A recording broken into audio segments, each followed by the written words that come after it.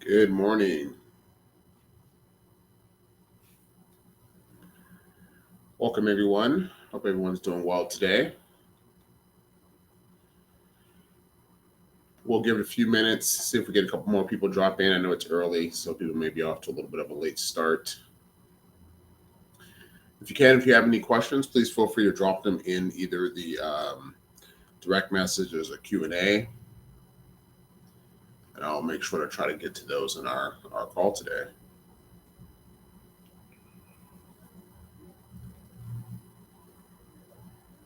Where's everyone coming in from? I'm out in North Dallas area. Um, yeah, drop in the chat what area you're in, whether you're in Dallas or DFW area or somewhere else.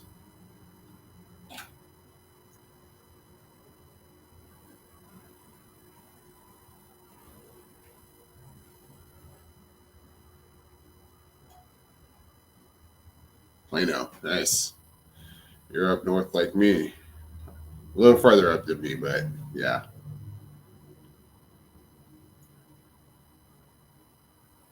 Austin, nice. Well, welcome. All right, so today we're going to primarily talk about event data, campaigns, development, relationship management inside of HubSpot, some of the different ways that you can manage that data. Show some of the tools you may or may not know of, so feel free to ask questions if you want to go deeper into something. We have about an hour slotted today. Usually, though, these calls go about 30 minutes, 30 to 45 minutes, depending on how deep we go. I'm going to try to leave a little bit of time for questions if there are any. If not, I'll give you some of your time back. So I'll go ahead and share my screen and we can jump into it.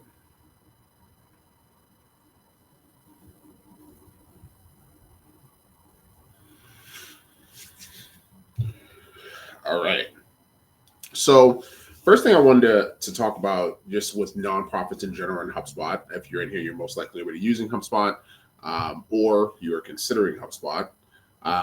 So some of the things that I personally think is an opportunity for nonprofits is really come down to unification. So if you've been using it for a while, you know there's a lot of tools, a lot of features inside of HubSpot.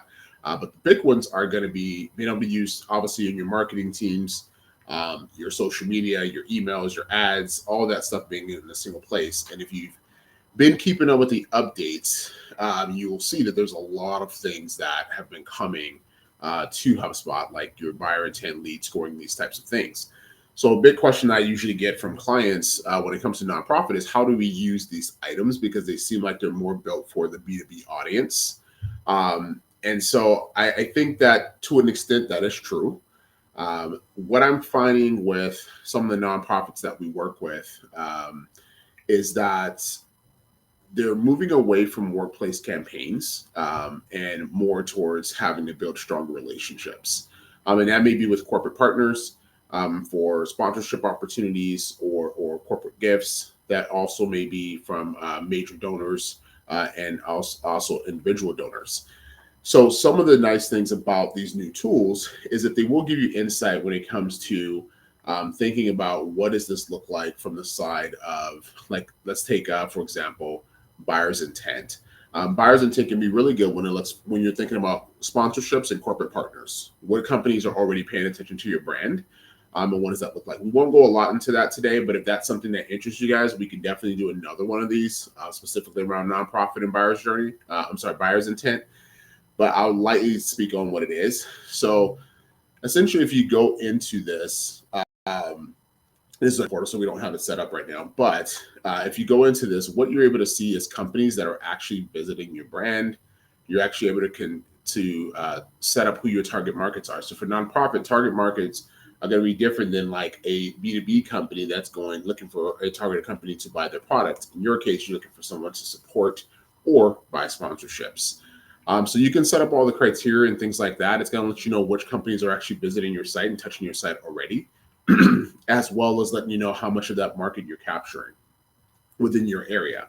So that is a great way to use the buyer intent in order to build those sponsorship or corporate partnerships.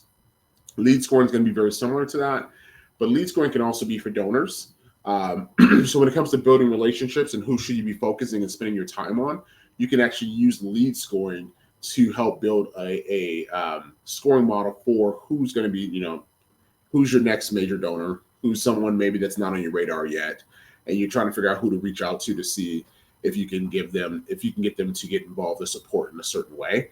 Lead scoring is going to be great for that. And you can set up different lead scores for different things, right? You can set up lead scoring for companies, which is going to be more of the sponsorships and the corporate giving, and then set up your contact scoring, which is going to be more for your major gifts or individuals you think can have the potential of being a major giver. So those are going to be some great things there. Another thing you might have noticed that popped up is events. So HubSpot has had events for quite a while. On the events side of things, if you click on that, marketing, events, this is going to allow you to integrate tools that you're probably already using. So things like Zoom, your Eventbrite, your GoToWebinar, and then there may be some other event tools in here as well. But essentially what this allows you to do is that if you're hosting events that are, if you use an Eventbrite or something like that, that may be in person, you can actually bring that data into HubSpot and actually save that data directly to the contact. So this becomes very valuable when you want to understand who registered for events, who attended the event, who didn't. And then as you get this information into your CRM, now you can start to use your marketing tools or sales outreach tools to do development based on that event. So what that looks like is obviously connecting your tool.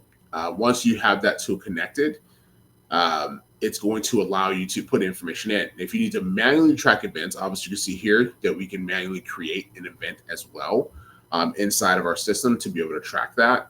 The difference though of the two is if you're manually creating an event is automatically associating people with that event is going to be different. You would have to do that through like a workflow. So for example, you could have a event created, have a workflow, an automation that would say every time somebody fills out this HubSpot registration form that I want to register them for this event, right? So you associate them with that event. So it's a little more manual in that case, but if you're using any of the integrations, it's going to be more automated to give you that same data. And that's going to track on just like any other activity in HubSpot. You'll have that data tracked as an engagement, which you can then use throughout your automations. For example, in a workflow, you can say if somebody registered for let's say this nonprofit event today, the Coffee Time nonprofit event, then I want to send out this email or put them in this list or whatever it is that you want to do from that point. So this is going to be a great place to make sure that your events are in there if you want to close that gap of events. A couple other things that people may not know. So if you click on this drop down here, and you can see if you're in contacts, you can also get to this. So this little drop down expand a lot more information than most might realize are in HubSpot in terms of databases. So one of the things that HubSpot is currently doing right now is they're taking a lot of their services that you really didn't have access to the databases, and they're actually giving you access to these databases. And the reason why is because you may have seen the marketing going around, but AI is real big right now, obviously. And HubSpot is aiming to be the AI first platform, customer platform. So they're doing a lot of things around the AI side of things. I've done one in the past on AI, one of these hugs, and I may do another one because stuff is just coming out so fast that it's good to keep up on it. But if you scroll through these, you'll see these different databases, and these are even custom ones. So you may see some of that we've created or custom databases for like fundraising, households, and things like that we've built custom. But this marketing events one is the one that we were just in. But now you'll notice notes are in here, orders, payments, postal mail. So for example, this is the one I actually want to talk about, is if you're doing direct mail and you're importing a list of people that you get direct mail to, you can actually create a post mail engagement as well on your contacts. Now, right now, this would have to be done through API in order to get some of this information in here, or through a post mail integration to get it in here. But if you're an organization that's still mailing out things to individuals, I know a couple of nonprofits we work with that still will kind of blanket a zip code to try to gain some additional donors and things like that. This is going to be a great way to do that, and be able to track that information to the contact on who those are going to. All right. So in terms of campaigns, let's talk through that a little bit, and then we'll come back to relationships and development. If you're not using campaigns or you're not sure what they are, inside of HubSpot, you do have your marketing campaigns. Obviously, nonprofit campaigns are usually a pretty big deal. So inside of the system, you'll see you can create campaigns for almost anything. And they're getting smarter and they're getting more advanced in terms of what you can connect to a campaign. So we'll go and look at one of these really quick. All right. So if we were creating a campaign, we're going to put our basic information, like a name is really the only thing that's required in here. You can customize these forms. You'll see here, because I'm an admin, I see this link. If you do not see it on your side, you're most likely not an admin of your account to be able to manage this stuff. But if you are, you will see this edit form. So you can edit what has to be on the form or what you're suggesting to be on the form when creating the campaign. So we'll just go ahead and just put it in there, test really quick. Go ahead and select the color. And we'll select myself. And I'm not going to worry about any of this other stuff. I'm just going to go ahead and create that campaign. So as we create the campaign inside of HubSpot, we do have the ability, obviously, as you saw, is to put things like start date, end date, our campaign status. And then we can also put some goals in here of what it is we have for this particular campaign. But once we have our campaign information, basic information set up, what we're going to want to do is add our assets. So inside of HubSpot, this is where they've been adding a lot of things to be able to add a lot of stuff. So as we can see on the marketing side, you can contribute your ad campaigns, your CTAs, your forms, your marketing emails. If you have the SMS add-on, you can add that as well. Social post. And the point of all this is that HubSpot will automatically bring all this data into your campaigns, right? You don't have to track it on a spreadsheet or anything like that and do anything manual. If these items are built in HubSpot or even some things externally, it'll automatically bring that data into your campaigns. As you can see with Content Hub, we have things like blog posts, case studies, landing pages. Case studies is another thing that sounds like it's a B2B thing, but can also be used for nonprofit. This could be great use for like impact stories. If you're needing to create impact stories and how you're impacting the community or how you're helping change things, case studies will be a great place to be able to host those stories within the HubSpot ecosystem, and also link those to your campaign to see if they're actually helping with generation or anything like that, or any type of giving or things like that. So it's a great way to be able to segment that content so that you can track it better. Landing pages, podcast episodes, HubSpot also now, and if you have not heard or seen it, HubSpot does allow you to host podcasts. So similar to other podcast hosts, you're just going to do it in your HubSpot system. Again, it's all about unification, right? So if you saw anything with Inbound last year, you saw that the new focus is easy, fast, and unified. So how do we do things easier? How do we do them faster? And how do we make sure our data is unified and our teams are unified? And so that's why you're seeing a lot of these tools come to the table so that you don't have to use third-party tools. The biggest difference is third-party tools may be great. They may even have an extra feature that you like. The difference, though, is disconnected data, which when we're talking about the world of AI, which is where we're heading or where we are, the data is everything. So having that connected data allows you to be more intelligent and make decisions more fast, more quickly, things like that. So we also have web pages that we can connect as well. As part of that CRM, we can add static lists to this. So if we have certain lists, maybe for event registration, things like that, we can actually track that stuff to a campaign. Automations are sequences on a workflow. So in the past, if you used campaigns before, it didn't have things that were development related. Now it does. For example, there might be maybe, let's say we do that direct mail. We have a QR code, something on them for someone to reach out, for somebody to show interest or to visit a website. We see that they visited through that QR code. We want to automate a task being created for our development team. And then our development team now goes and enrolls that person into a sequence. and now that person in the sequence, and in that sales sequence is being nurtured in direct relationship versus a workflow, which is going to send more of an email, which is going to be more marketing, which is going to be less personal.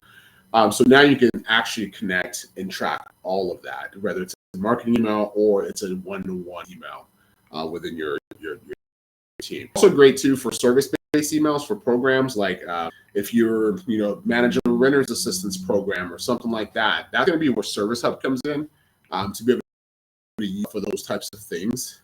We've helped some of our clients do some pretty cool things with Service Hub in ways they think they can use it, but it's great for program management, great for grant management, those types of things. It can be used. Workflows we have here as well that we can add on automations. When we get down to our libraries, a lot of this is just going to be contributing things for organization. I think we will see more data come from this in the future, but there are pretty cool things here. Documents are going to be more of a sales and service function within HubSpot. So if you have Sales Hub or Service Hub, you will see like you can add documents for resources, right? So this might be like an impact report, for example, could be a PDF that's in your documents. The way that this works, if you haven't used it before, is that you can share this directly with a person. Like it's a one-to-one type of thing. So if I share this with you, then I can see is if you viewed or what you viewed. It's maybe great for programs. Maybe on the steps to complete a program or to go through a program, you can show those items. It's typically going to be PDF based, so things like presentations, one-pager things. Your files are going to be where your pictures, videos, and all that type of stuff live. And anything that you really want to be more public connected is going to be in your files. Playbooks are also great. Again, it sounds like a B2B tool, but nonprofits use playbooks pretty well for how to handle relationships, how to build relationships, how to manage conflicts, how to outreach for sponsorships and offers and prospecting, because nonprofits have a lot of similar processes to business. It's just a lot of technology is different, right? So, but the processes are very, very similar in some cases. So definitely something to think about. Videos inside of HubSpot. You can bring that video data into your campaigns as well. So if you have professional or enterprise HubSpot, you should have video hosting with the platform where you can actually upload videos to the files and then use those throughout your web pages and your landing pages, especially if you are building those things in HubSpot directly. The biggest thing to note with all this is that it's linking all data sources, and it's working to close the gap on is marketing or development, is it something that's impactful or not? So the other thing you'll see here is, again, new. You'll see the sales stuff like calls, emails. These are going to be your one-to-one emails, not marketing. We had marketing up here. Our meetings, what kind of meetings are we holding or doing? You can bring all that data in as well. And then here's going to be external sites. So this is great if you're an organization that's using like WordPress or like Webflow or something like that to build your website. Being able to bring external pages in is great to be able to track some of that data. You are going to want to make sure that you have your HubSpot tracking code, the website, or make sure that data is coming across. So you want to make sure that that's on there, and then you add your here, and that's going to be allow you to track some of that. Those landing page, external landing pages or web pages. Into we talked about marketing events. That's going to bring this data into here as well. We can link that to it. So almost whenever you're building almost anything in HubSpot, for sure, you will see an area where it's like, what campaign do you want to connect this to? And that's what the goal is. How can we connect everything back to our campaigns? Then inside of HubSpot as well, you have the ability to create custom tracking URLs. It's great if you're doing any type of direct mail, for sure. But really anything, like if you're hosting an event with a third party or a partnership or something like that, and you're sharing resources, using these track links are going to allow you to be able to see who's clicking on, actually be able to use like automations and things like list building. I want to see everyone that clicked this track link. So that's going to be great. As long as obviously you have the contact in your, you should be able to see that they engage that tracking link. So this is going to be a great way when you're doing things, like I said, like an event with a third party, and something you say, hey, scan the link or visit this web page, and you want to see how many people actually did that from that source. So even for the same service, you might want to have multiple tracking links for the same event or same offer, so that we can track where contacts or engagement are coming from different sources. Remix is something new that they added here. Remix has been in for a while. If you guys have not seen this, again, I talked about this in the AI hub that I did as well. So I recommend going back. We have our community, Process Connect community, where we have shared the recordings for the hubs that we've done so far. So when we send out this recording, you will get access to this, but in that same area, you'll find other hubs as well. So if this is your first time or second time joining, you haven't looked at those other things, I'm doing so, just because we wouldn't do a lot of this stuff. But just briefly, this content remix allows you to use AI to create content at scale. So we'll quickly jump into that, what that looks like. So it allows you to either set up your own, or you can start from one of these templates. I'm going to go ahead and start from my own right now.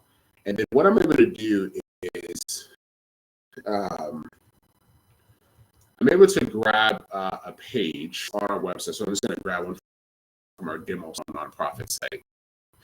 So I'm going to grab this page here, and what we can do is add that content and that web page. So I'm going to do it from the URL, and that's going to scan that page to see what content is there. And now we can see our page there.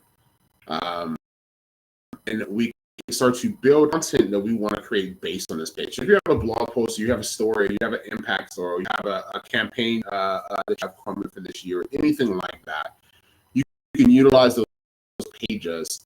And then from here, all the different options that you can add on. So for example, I'm going to add on one blog post, I'll add on one image, and I'll add on one email. All right, so once we do that, we can give a little bit more direction, so we can give a little context of how we want to focus these things. I'm not actually going to do is going to leave it with no context and see what it does. So basically, it's going to grasp and it's going to create all of these for us in a matter of seconds. So if you haven't seen Remix, it's really, really cool if you have Content Hub. If you don't have Content Hub, you have Marketing Professional. You can actually look at into getting Marketing Plus. If you guys need help with that, obviously reach out to us. We can definitely advocate for you to get the best pricing. But Marketing Plus is definitely a great way to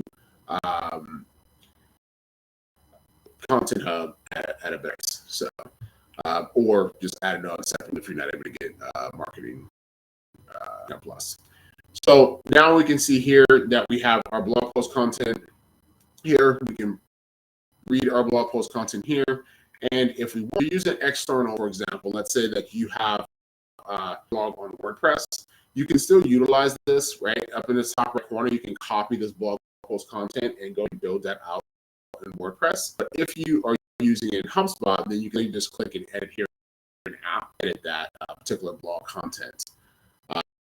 So really nice to quickly create our image. We can see our image here that was created, AI created us. So we can decide to utilize that. So we can save this to our file manager and then use that inside of our. Now, I believe one of the things we're working on is a way to kind of add all these items together in the future, so that we don't have to save our image and go find add it to something to our blog, for example. But in most things, like you'll see this email, it's creating an email with images and content, and I can see what that content and image looks like on my page and what it's going off of. And if everything looks good, I can obviously send this email, or what I can do is edit it and adjust it to my needs. So really great tool for creating content really fast and at scale. Do we have any questions by any chance on anything that I've talked about so far? I'm going to take a minute to slow down before we jump into some of the other items. If so, please feel free to drop them in the chat or in the Q&A.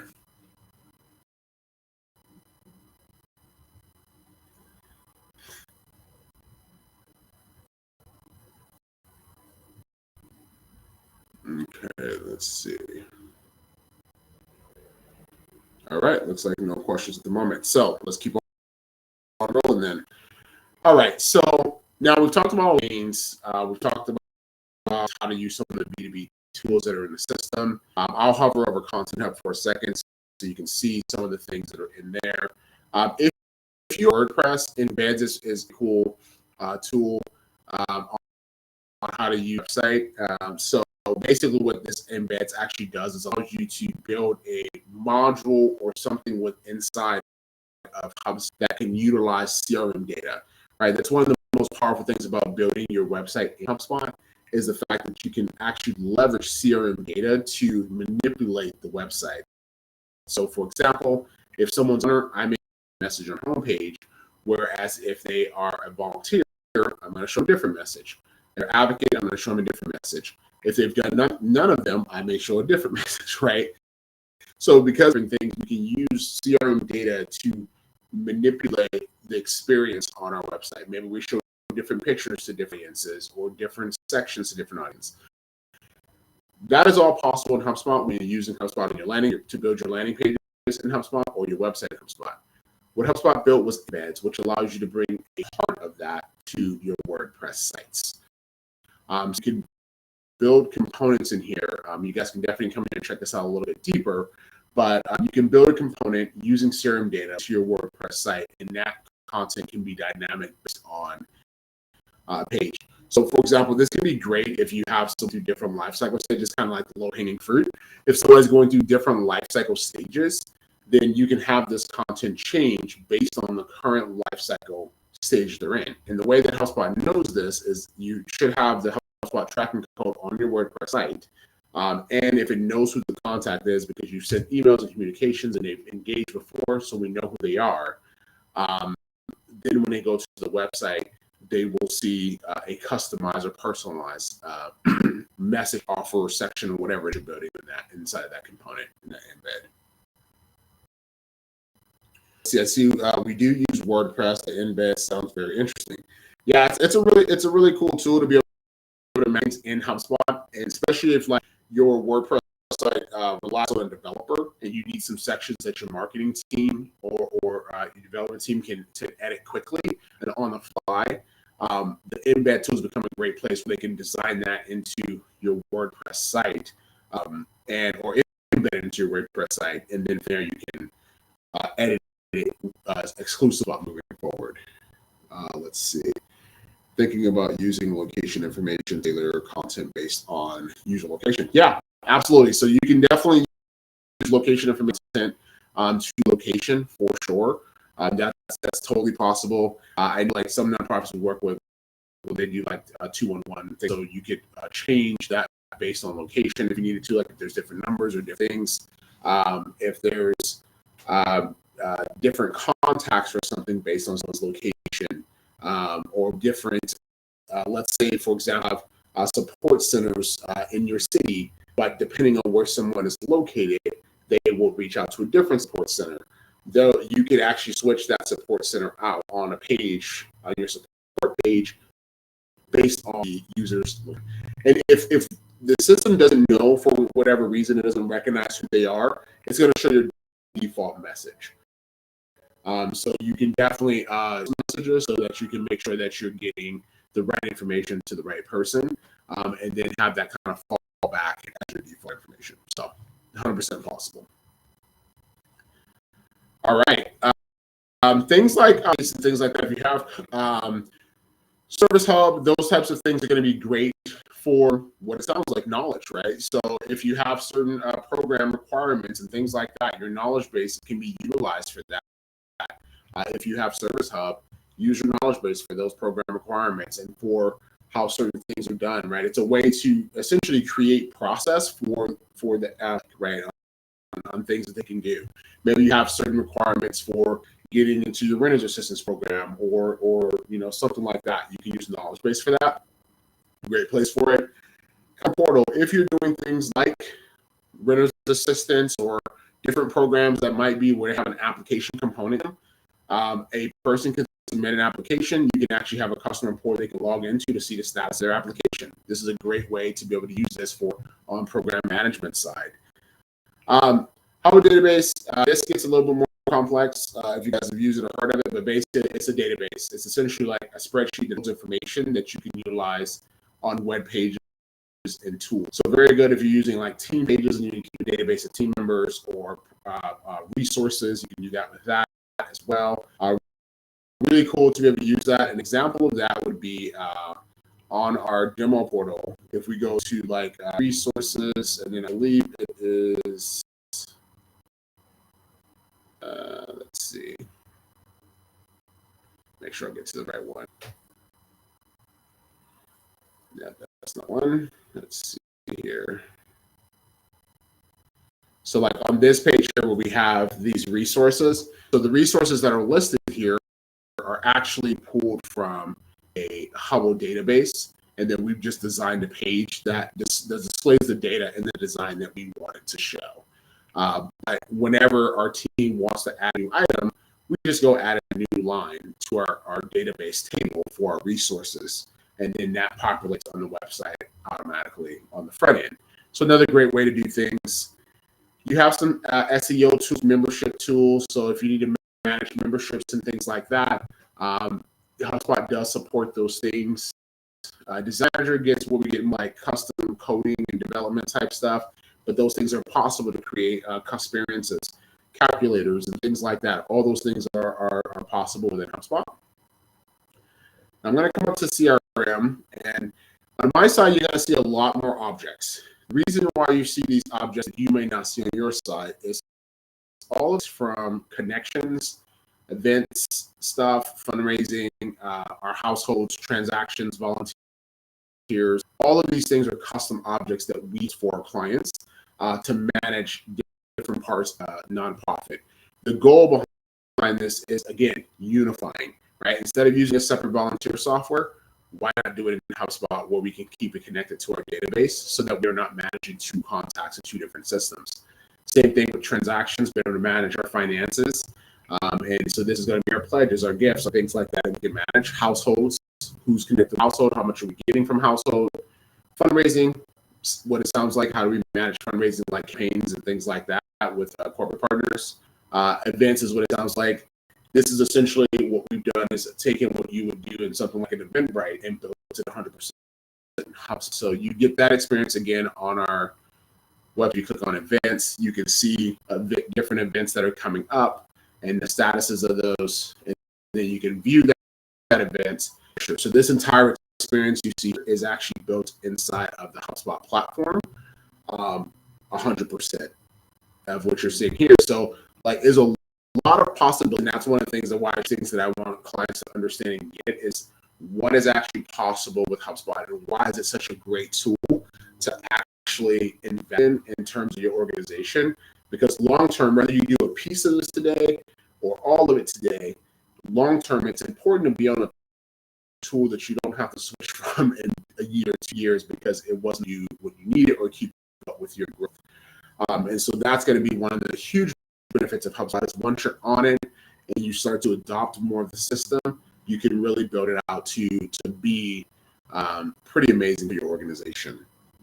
All right, so let's go back to our CRM. So when we get over to like things like contacts, when we start to talk about development and relationship building. So in HubSpot, I'm going to go into my sample contact here, and it has the most data, I believe. So you're going to have a few things here. The biggest thing that I'll explain up, if you've been on any of my calls before, you probably have heard me say this, but I'll do it again for the new individuals.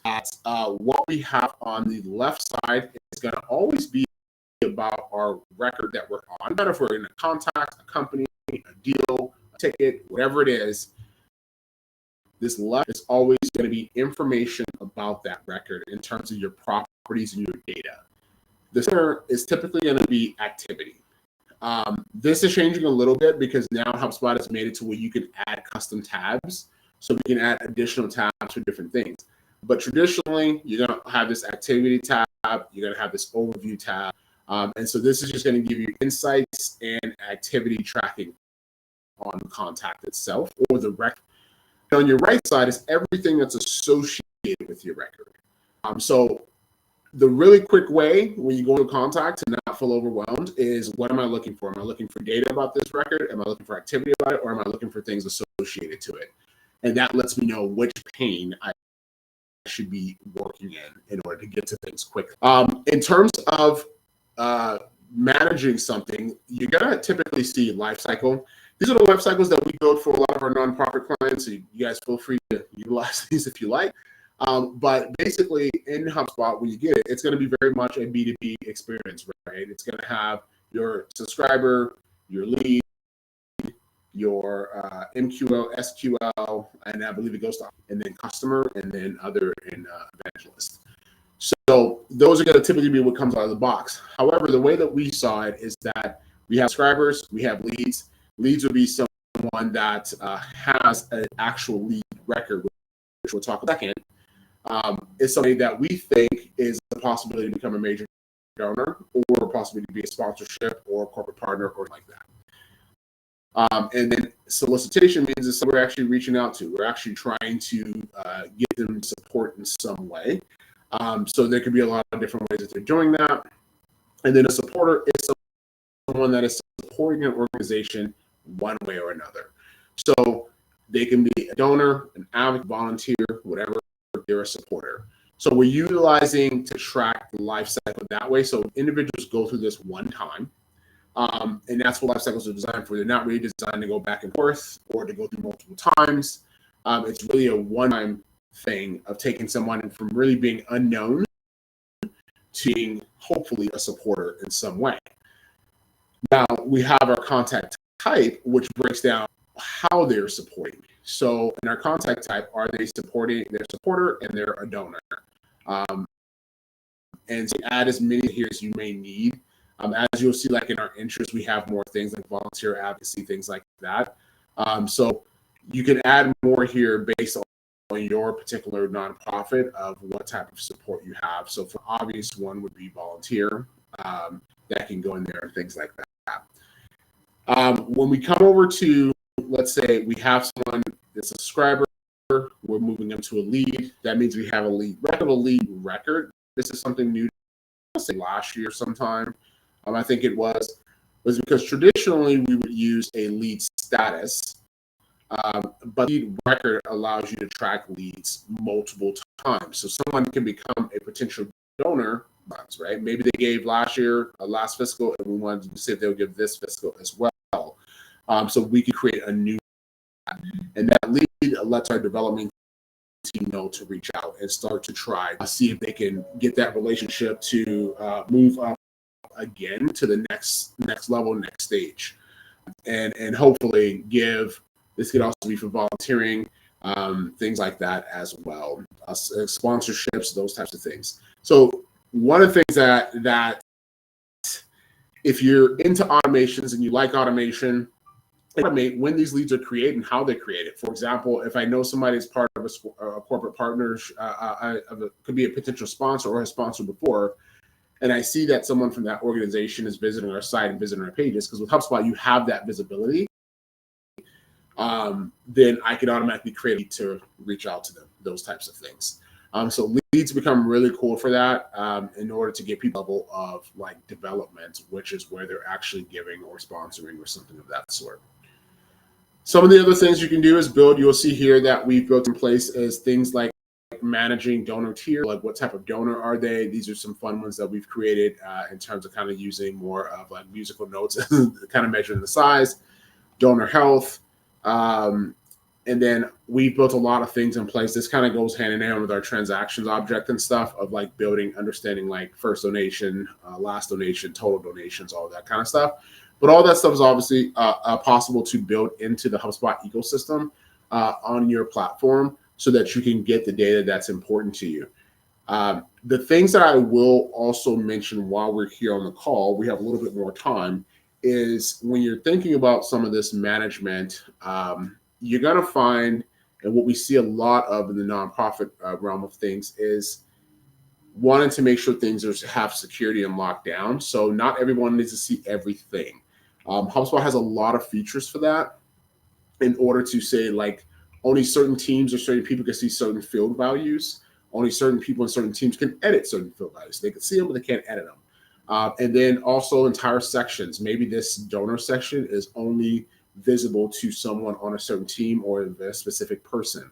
So a lot of that stuff can be customized from the left side to the right side to different views, can be customized based on the way that you set up permission settings to hide certain information, which is pretty important.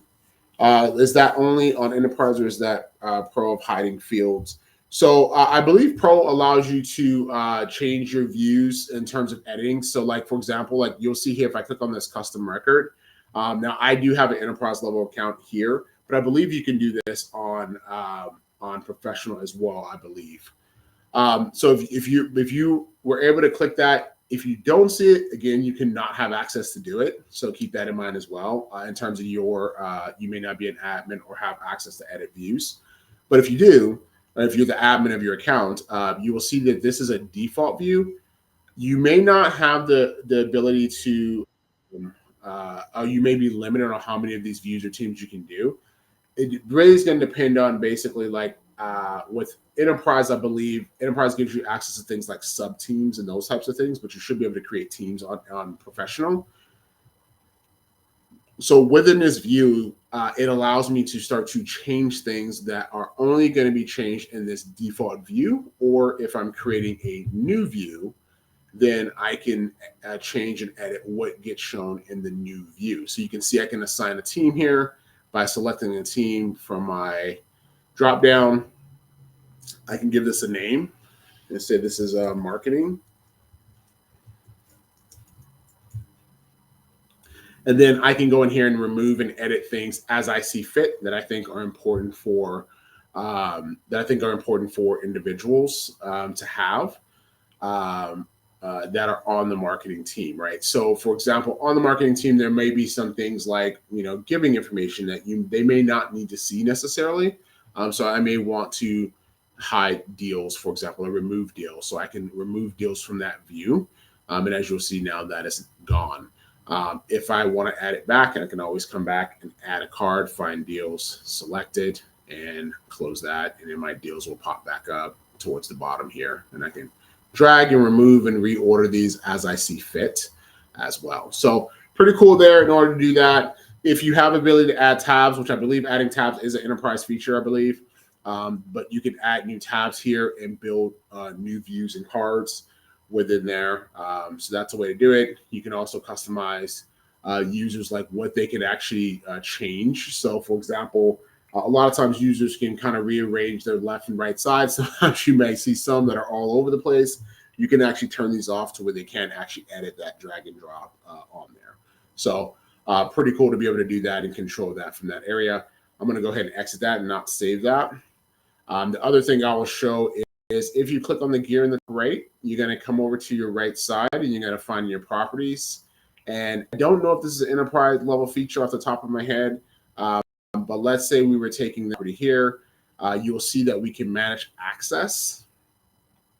And from there, we can control who has access. So you'll see like with this property, it's showing that it's a private super admin only. We can allow everyone to view and edit, or allow everyone to view or assign specific users or teams to that property. So this is going to be great if there's a property that shouldn't change. So a lot of times, like where I'll see like this, a simple version or simple use case of this is in like people that want to create track leads that are being nurtured by marketing that became a opportunity for a gift, let's say. And you want to track that source as marketing generated, but you don't want people to be able to change that, right? Or you want to have it as development generated, because development actually was doing the outreach, found the person, and walked through the whole thing. So it's a good way to kind of contribute in your reporting of what revenue is coming from what. So if marketing is doing its thing to automatically create leads that it thinks, hey, I think this person will be a good sponsorship or good for a major gift or something of that sort, then you would mark all those things that marketing's automatically creating through workflows and forms and things like that as marketing generated, in order to be able to track that all the way through. So obviously, eventually a development person will probably most likely work that and then see that through to fruition. but it will still show that it was originally generated through that marketing generation. That's going to allow you to keep that. So yeah, so just FYI, check message. Okay, so it looks like managing access is going to be enterprise only. Yeah, I kind of figured so on these properties that it would just be enterprise only. Depending on if your nonprofit has enterprise or not. One of the good things, depending on how you're on HubSpot today, is that as long as you have one enterprise seat, you can unlock enterprise features with a new pricing seating model that they did earlier. I think it was last year, sometime mid last year, I believe it was. They switched to a seat model versus you having to buy a whole like host of things. So, for example, if you wanted to get service features and you have a really small team, you can go as little as one seat and unlock those enterprise features. If you have a bigger team that's in there, then obviously that can get costly. So I can understand why someone may not want to do that. But if some of these features are things that are important to your need, it becomes good. We see a lot of nonprofits that we work with on marketing enterprise because they want access to like manage send frequency and those types of things. So it becomes valuable. All right. So any other questions that anyone may have while we're on here? If not, I'm going to do my last little spin around on the development side and go to deals and talk through that. But I want to make sure that we answer questions if they're relevant to what we've been talking about.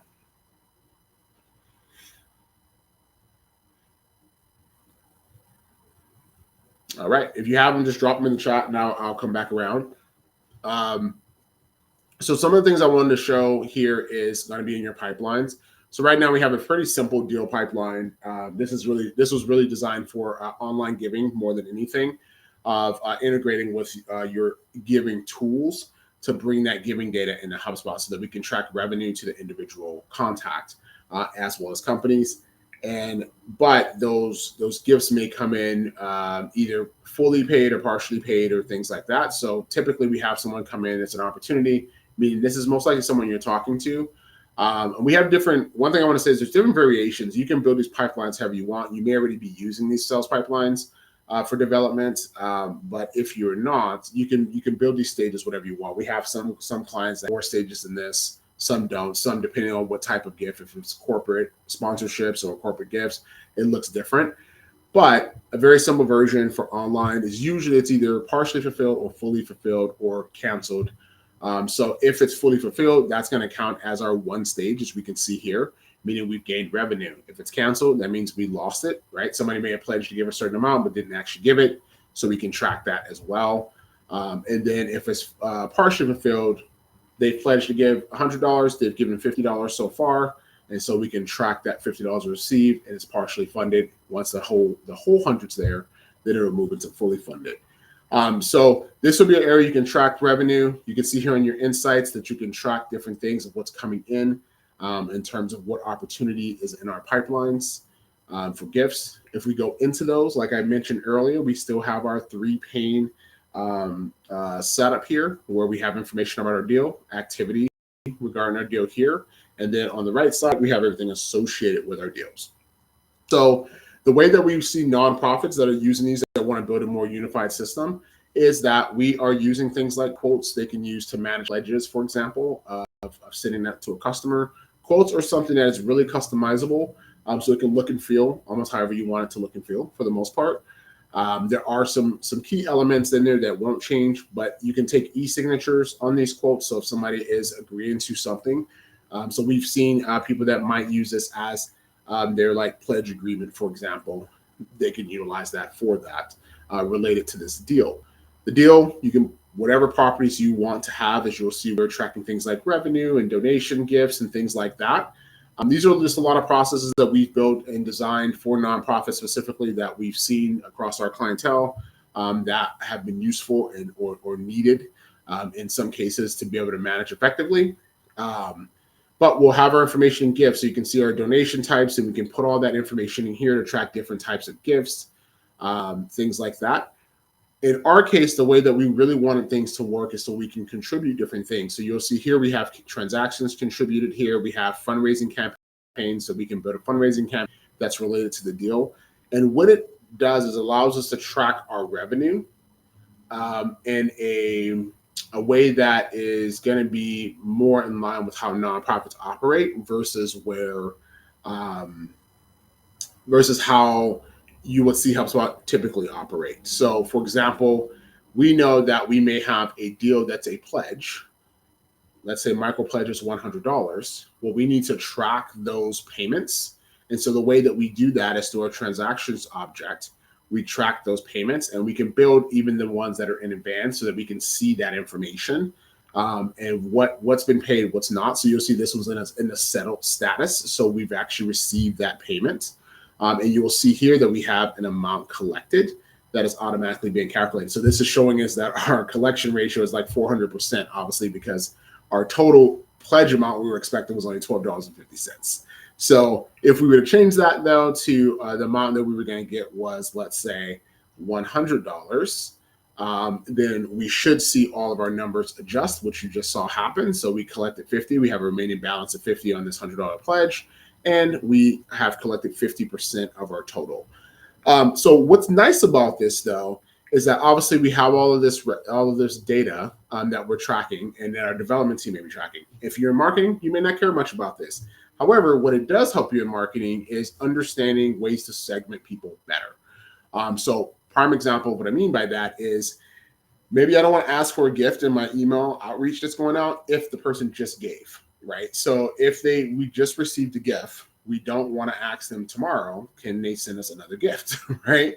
If it may make them feel like we don't have visibility into the fact that they just gave, they may not feel appreciated, whatever the feeling is. Or you may just not like doing that. So being able to segment out people and add them to a temporary a suppression list because they recently gave is a way to make sure that you're cutting those individuals out of marketing. Well, the time it would take to go through, get a list, upload, try to figure out who should be removed from the list can take a lot of time. Whereas in HubSpot, you can actually do this automatically by creating a active list that automatically adds anyone that's given in the last whatever time frame you want to set, 30 days, you can do. So that's a great way to do it. Also, another way in marketing, what we see nonprofits will do is they will ask for donations in their email. So for example, if you've ever seen like the little bars, or if you've done this where you'll have like on the email that says, give today, and it'll say like $10, $25, $50, $100, right? Well, if I have a donor that's been giving on average, let's say $500 every time they give, then it probably is not smart for me to send an email that goes up to $100 for a gift, because they're probably only going to give the max of $100, which automatically cuts me by $400 in donations gained. But if I can use my smart content and I can use my data that I have from their gifts, now I can say if they have given between 100, let's say $0 and $100, show these pre-designed options for gifts. But if it is from 100 to 500, show this one. If it's from 500 to 1,000, show this one.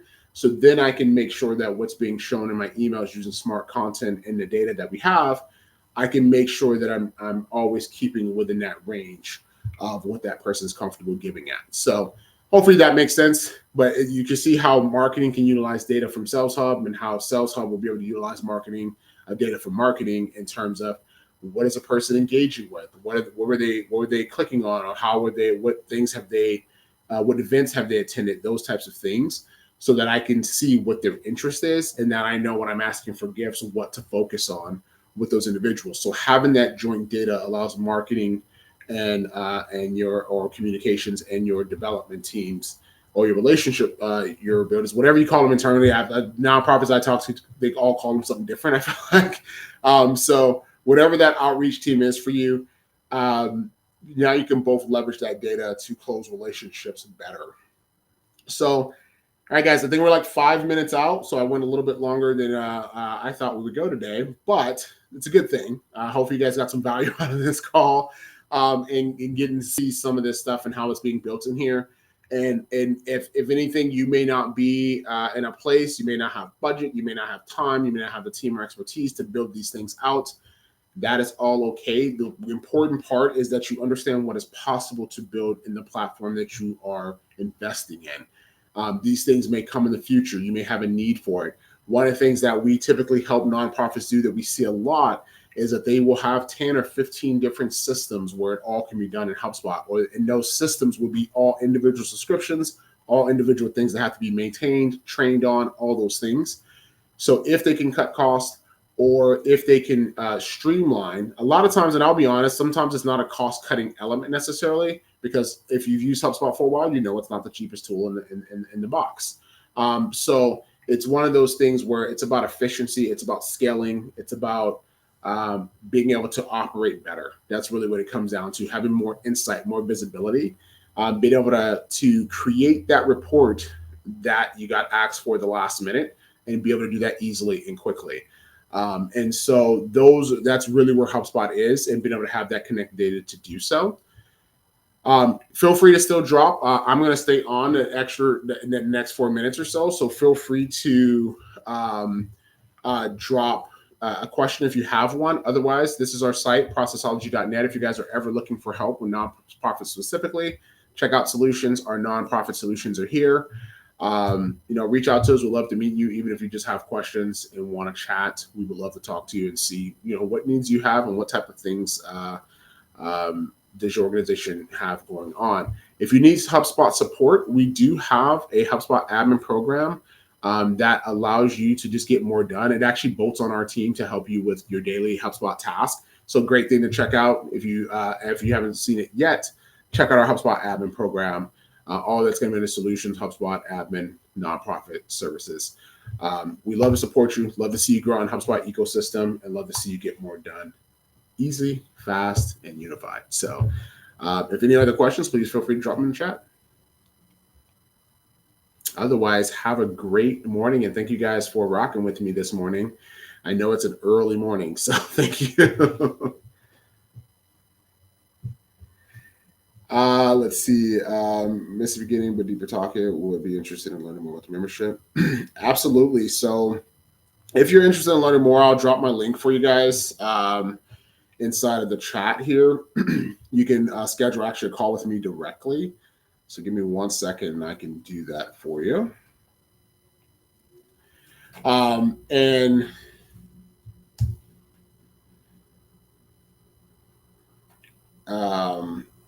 Yeah, so there's my meeting link. Feel free to click on that, schedule a call with me. We can definitely talk through and see if it's the right fit for your organization. And we will send out the recording for this. We usually get them out within about 24, 48 hours. We'll get the recording out to everyone. Thank you again for joining us. Appreciate you guys so much. And if you guys have any topics, when I post this, we always post it in our Process Connect community. Let me actually pull that up for you really quick. Show that. We put this in our Process Connect community here, and there's a dedicated space that we added for the hug. The reason why is because we can't really chat with you as part of the hug and really communicate in that way. It's more of a way of calls, but this community here, if you sign up, there's a free version of this that you can sign up for. It will allow you to ask questions. It will allow you to do comments and things like that, take the polls of the videos that we're dropping. We really want to know, is this the kind of stuff you want to see? So we can make sure we're staying on track. And if you have other topics, feel free to comment those in there as well, as we want to make sure we're engaging with you in the right way and getting you the right content and the things that you care about.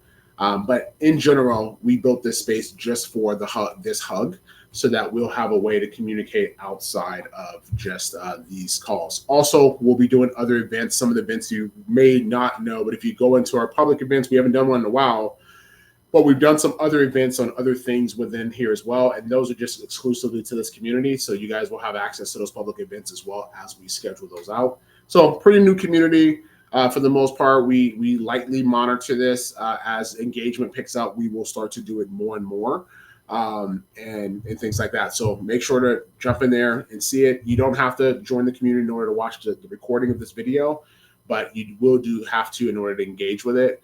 But again, it'll give you a way to get your questions answered and also give us some feedback on what type of topics you want to hear next. So, all right, guys, we're at 7:30. So see you later. If I see you on my calendar, talk to you soon. Otherwise, I'll see you in the next hug. Thanks.